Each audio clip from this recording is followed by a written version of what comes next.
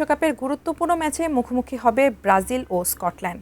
প্রিয় দলের খেলা বড় পর্দায় উপভোগ করতে খুলনায় ইতোমধ্যেই জড়ো হয়েছেন ফুটবল প্রেমীরা। নগরীর শহীদ হাদিস পার্কে আছেন খুলনা বিভাগীয় প্রতিনিধি মোহাম্মদ অসীম। বিস্তারিত জানতে সরাসরি যুক্ত হচ্ছি তার সঙ্গে। অসীম, 5 বারের বিশ্ব চ্যাম্পিয়ন ব্রাজিল এবং স্কটল্যান্ডের খেলা আজ। খেলা নিয়ে দর্শকদের মাঝে কেমন আনন্দ উচ্ছ্বাস দেখতে পাচ্ছেন জানাবেন।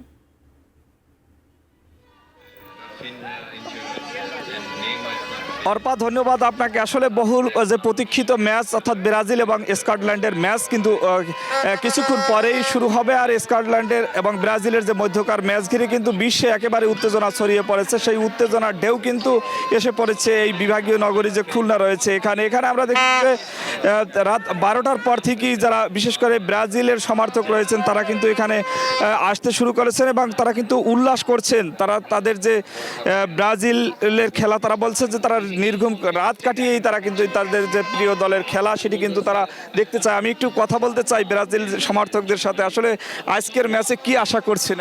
আমরা 5-10টা গোল দিতে যাচ্ছি। ব্রাজিলের সাপোর্টার আমরা এটাই চাই। নেইমার চাই, আমরা চাই নেইমার 10 মিনিট পরে খেলুক। আমাদের আশেপাশে নেইমার আসুক, সে ভালো খেলে যাক, আমরা এটাই চাই ব্রাজিল সমর্থকরা সবাই। আর একজনের সাথে কথা বলছি, দেখছি যে আপনি 2 ঘন্টার বেশি সময় আসছেন।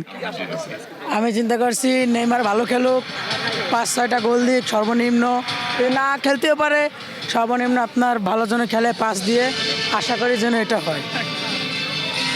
আর একজন দর্শকের সাথে কথা বলতে চাই, কি আশা করছেন? আপনার যে প্রিয় দল রয়েছে ব্রাজিল জার্সি গায়ে দিয়ে দীর্ঘদিন পরে ব্রাজিল এবং স্কটল্যান্ডের যে ম্যাচটা, এই ম্যাচটা আশা করি 3-1 জিতবে ব্রাজিল এবং দীর্ঘদিন পর নেইমার ফিরে আসায় আমরা অনেক আশাবাদী।